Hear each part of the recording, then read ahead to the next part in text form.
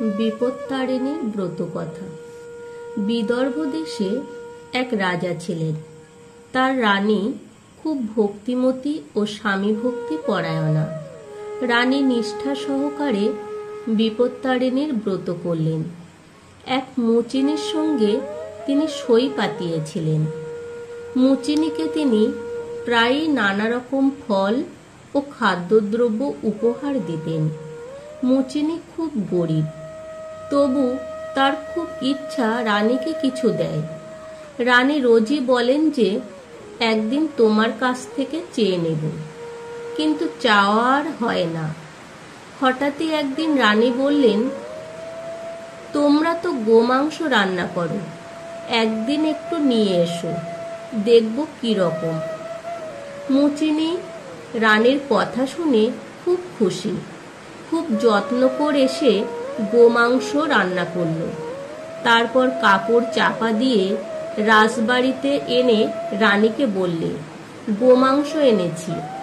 রানী তো আর খাবেন না, শুধু দেখবেন, তাই যত্ন করে ঢাকা দিয়ে রাখলেন।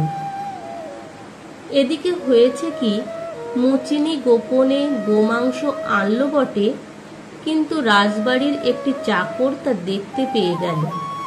সে রাজাকে এসে সব কথা বলতেই রাজা এসে রানীকে বললেন, মুচিনী তোমাকে কি দিয়ে গেছে?